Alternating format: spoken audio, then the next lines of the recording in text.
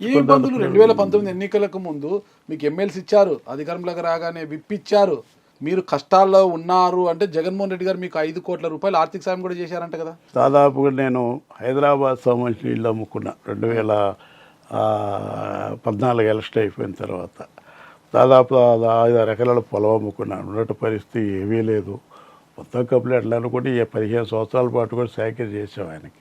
అవన్నీ వదిలేండి, చాకరీ చేసి వదిలిపెట్టండి.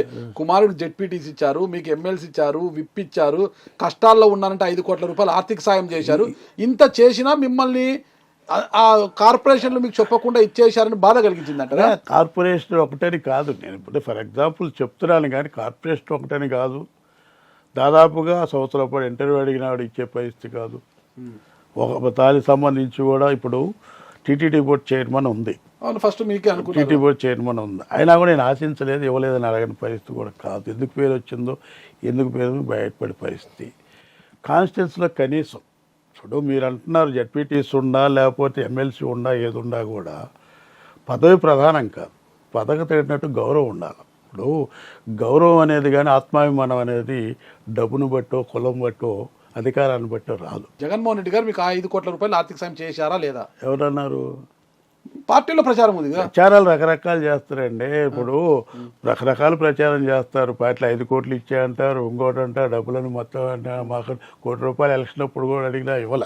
ఆ రోజు నాకు ఉన్నటువంటి ఆస్తులు మొత్తం కూడా రామ్కి వాళ్ళకి కూడా కట్టాం, నా ఇల్లు కట్టాం. నేను ఒకవేళ తిరిగేటప్పుడు 10 రూపాయలు ఇచ్చిన పరిస్థితి లేదు. ఏది రాష్ట్రాలకు సంబంధించి తిరిగినప్పుడు, రాష్ట్రంలో ప్రచారం చేసేటప్పుడు కానివ్వండి, లేకపోతే అధ్యయన కమిటీకి వెళ్ళినప్పుడు 10 రూపాయలు నా అమ్ముకొని నా సొంతంగా నేను తిరిగాను. నేను దాదాపు 15 సంవత్సరాల పాటు కూడా తిరిగి ఆ పార్టీకి సంబంధించి. ఇప్పుడు ఎవరేం చేశారా వాళ్ళు చేశారా అనే పరిస్థితి కాదండి. నాకు జరిగినటువంటి అనేక విధాలు కూడా అవమానం జరిగింది. మీరు చాలా ఇట్లా చెప్తున్నారన్న వాయిడ్గా, నేను అదంతా స్ట్రైట్గా అడగడం లేదు. మీకు చాలా అవమానాలు జరిగాయి, ఘోరమైన అవమానం జరిగింది. 2019 ఎన్నికలకు ముందు ఎమ్మెల్సీ తీసుకొని 5 ఏళ్ల పాటు అధికార పార్టీలో ఉంటూ ఎన్నికలకు ముందు మీరు ఎందుకు పార్టీ మారారు అది చెప్పండి స్ట్రైట్గా నాకు. ఎందుకంటే 5 ఏళ్ల పాటు అధికారాన్ని అనుభవించారు మీరు. 5 ఏళ్ళ అధికారం అనుభవించారు.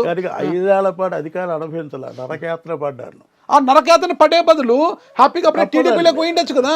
ఇప్పుడు ఎందుకంటే ఉంది కదా, ఇప్పుడు ఎందుకంటే ఉన్న పరిస్థితులు క్యాడర్ రకరకాలుగా ఉంటాయి. ఇప్పుడు ఒక నిర్ణయం అనేది మన వ్యక్తిగత నిర్ణయం అసలు రాజకీయాలు వదిలిపెట్టాలనుకునే పరిస్థితి వచ్చిన కొన్నాళ్ళు మానుకుందాం వద్దంటారు. మనకు ఎందుకంటే కొన్ని ఉంటాయి, మన కోసం మన రాజకీయాలు చేయటం వేరు, జనం కోసం రాజకీయాలు చేయటం, మన నమ్మిన వాళ్ళ కోసం రాజకీయాలు చేయటం వేరు. నేను వాస్తవంగా ఆలోచించింది ఏంటంటే పదవి కోసం ఇంకోటి కోసం కాదు, అక్కడ పార్టీ సంస్థ డిస్టర్బెన్స్ అయింది, క్యాడర్ ఇబ్బంది పడతాడు ఆలోచన తాగి 4 సంవత్సరాల పాటు చాలా అవమానాలు. 2024 ఎన్నికల్లో మీరు టికెట్ ఆశించారు, టికెట్ లేదన్నారు. ఓకేనా, టికెట్ లేదని కావాలంటే ఎమ్మెల్సీ ఎక్స్టెన్షన్ చేస్తామన్నారు, మీకు ఎమ్మెల్యే టికెట్ కావాలనుకున్నారు. కానీ తీరా చివరికి వచ్చి మీరు అసంతృప్తికి లోనయ్యారు. టీటీడీ బోర్డు చైర్మన్ అని వాళ్ళంతా వాళ్ళే అనుకున్నారు, పేపర్లలో బయటకు వచ్చింది, అది కూడా గలంత అయిపోయింది. దాంతో సగం అసంతృప్తి. చివరి నిమిషంలో మీతో ఎరపతినేని గారు కావచ్చు, లావు కృష్ణదేవరాయలు గారు కావచ్చు ఫోన్లో మాట్లాడారు. మీ కుమారుని పిలిపించుకొని, జెడ్పీటీసీ అయిన మీ కుమారుని పిలిపించుకొని మాట్లాడడం జరిగింది. మాకు సపోర్ట్ చేసి మా పార్టీలోకి వస్తే ఎమ్మెల్సీని ఎక్స్టెన్షన్ చేస్తాం, ఎమ్మెల్సీని కంటిన్యూ చేస్తాం, మేము వచ్చిన తర్వాత టీటీడీ బోర్డు మెంబర్ ఇస్తాము, 3.5 కోటి రూపాయలు క్యాష్ ఇస్తాము ఇప్పటికిప్పుడు అనేసి రాయబారాలు జరిపిన తర్వాతనే మీరు పార్టీలోకి పోయారు. అయితే మీరు పార్టీని వీడింటే లావు కృష్ణదేవరాయలతో పాటు మీరు పార్టీలోకి వెళ్ళాల్సింది, కానీ ఆయన చేరిన తర్వాత 20 రోజులకు మళ్ళీ మీరు పార్టీలోకి వెళ్ళారు. లేదు ఇప్పుడు ఎందుకంటే ఎవడు ప్రోత్సహించిందో ఎవడు చేసిందో కాదు, ఎవడు నా ఇష్టానుసారని వెళ్ళాలనుకున్న పరిస్థితి ఉంది. అది లేకపోతే ఎప్పుడు వెళ్ళలేదు, ముందెందుకు వెళ్ళలేదు, వెనకెళ్ళలేదని పరిస్థితిని బట్టి అవగాహన చేసుకొని ఉండే క్యాడర్ని బట్టి ఆలోచించే ఎవడు కూడా నన్ను ప్రోత్సహించాలా. ఈ పార్టీలో మనకు మనుగడ లేదన్నట్టు ఆలోచన నాకు వచ్చింది. పార్టీకి సంబంధించినటువంటి విధానాలకు సంబంధించి కానీ, పార్టీకి సంబంధించినటువంటి అడ్మినిస్ట్రేషన్ సంబంధించి కానివ్వండి, నాకు నచ్చే పరిస్థితులే పోవాలని ఎప్పుడో నిర్ణయం తీసుకున్నాను. బయటకు వెళ్ళిన ప్రతి ఒక్క వైఎస్ఆర్సీపీ నాయకుడు, లోపల ఉన్న వైఎస్ఆర్సీపీ నాయకుడు, ఓడిపోయిన ఎమ్మెల్యేలు కూడా జగన్మోహన్ రెడ్డి వైఫల్యము సజ్జల రామకృష్ణారెడ్డి గారి చుట్టూ, ధనంజయ రెడ్డి గారి చుట్టే మొత్తం వేళ్ళని తిప్పుతున్నారు. మీరేమంటారు దానికి? ఉంది కొంత వాస్తవం కూడా ఉంది.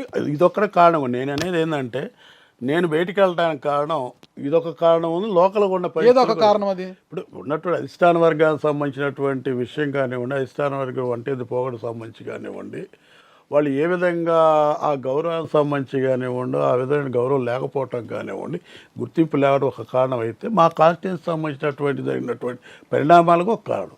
ఏం జరిగాయి మీ కాన్స్టిట్యున్సీలో? కాన్స్టిట్యూన్సీ నేను ఎమ్మెల్యేగా ఉన్నప్పటికీ ప్రోటోకాల్ లేదు. మా ఎవరికి కూడా ఫోన్ చేయాల్సిన అవసరం లేదు. ఎంఆర్ఓ సంబంధించిన మా కానివ్వండి, ఏ ఆఫీసర్ కూడా ఫోన్ చేయాల్సిన అవసరం లేదు. నా ఎమ్మటి తిరిగే క్యాడర్కి సంబంధించి ఇబ్బంది పెట్టిన పరిస్థితి ఉంది. నేను సంబంధించి పార్టీకి సంబంధించి విప్ అయినప్పుడు కూడా కనీసం అడిగే సెక్యూరిటీ ఉన్న పరిస్థితి. ఏదైనా అఫీషియల్ మీరు ఎమ్మెల్సీ అయ్యి విప్ ఇచ్చిన తర్వాత వైఎస్ఆర్ కాంగ్రెస్ అధికారంలోకి విప్ ఇచ్చారు మీకు. అప్పుడు ర్యాలీ చేయాలని చూస్తే ఆ ర్యాలీని అడ్డుకుంది ఎవరు? ఎమ్మెల్యే అడ్డుకున్నాడు. ఆ ర్యాలీని అడ్డుకోవటం కూడా కాదు, ర్యాలీకి రావద్దని కూడా చెప్పిన పరిస్థితి ఎమ్మెల్యేగా ఉంది. మరి ఇవన్నీ అధిష్టాన వర్గం దృష్టికి తీసుకెళ్ళినప్పుడు దాని మీద ఆయన చర్యలు తీసుకోవాలి కదా, తెలుసు కదా. మీకు ఇంత అవగాహన ఉంది, పార్టీ మిమ్మల్ని అవమానం చేస్తుందని గ్రహించారు. మరి మీ సామాజిక వర్గానికి చెందిన ఒక యువ నాయకుడి విషయంలో మీరెందుకు అంత వ్యతిరేకంగా వ్యవహరించారంట? ఎవరు? యనమల నాగార్జున యాదవ్. యనమల నాగార్జున యాదవ్కి నరసరావుపేట ఎంపీ అభ్యర్థిగా ప్రకటిస్తామంటే మీరు జగన్ గారి దగ్గరికి వెళ్ళి ఆ కుర్రాడికి గిన ఎంపీ టికెట్ ఇస్తే నేను పార్టీని వీడి వెళ్ళిపోతాను, ఆ కుర్రాడికి ఏంటి టికెట్ ఇవ్వడం ఏంటి అని మీరు జగన్ గారి దృష్టికి తీసుకెళ్లారు అని. జగన్ గారికి కలిసిన పాపానే బాల, నాకు ఇంటర్వ్యూ ఇచ్చిన పాపానే లేదు. దాదాపు సంవత్సరం నుంచి కూడా నేను ఇంటర్వ్యూ అడిగాను. కనపడబుల్ ఇంటర్వ్యూ 10 నిమిషాలు మాట్లాడి ఇంటర్వ్యూ ఇచ్చినటువంటి పరిస్థితి లేదు. నాగార్జున యాదవ్ అభ్యర్థిత్వాన్ని మీరు వ్యతిరేకించారా లేదా? నేను వ్యతిరేకించలేదు. నేను ఉండాలని ఆలోచన, ఇప్పుడు ఉండాలన్న ఆలోచనతో ఉండి పార్టీలో ఉండాలని నేను అసలు వ్యతిరేకించిన సమస్య లేదు. అసలు మీరు చెప్తున్నారు వింటాం తప్ప జగన్మోహన్ రెడ్డి దగ్గర నేను పోవటం కానివ్వండి, నాగార్జున నేను ఎందుకు వ్యతిరేకిస్తాను? వ్యతిరేకించాలి అవసరం ఏముంది అతనికి?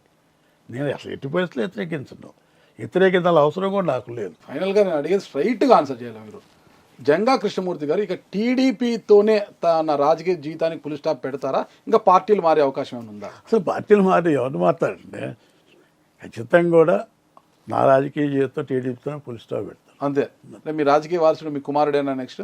అది వేరే ఒకటి. నేను మటుకు ప్రత్యక్ష రాజకీయాల్లో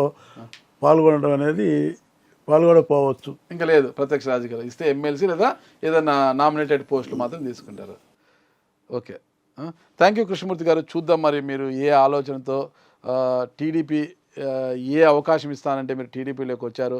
అయితే వచ్చిన తర్వాత నిమ్న వర్గాలకు ఏదైతే మీరు చేయాలనుకున్నారో అదంతా చేయాలని, దానికన్నా ముందు టీడీపీ మీకు ఇచ్చిన మాట నెరవేర్చుకుంటుందని నేను కూడా ఆశిస్తున్నానండి. Thank you. నమస్తే కృష్ణమూర్తి గారు.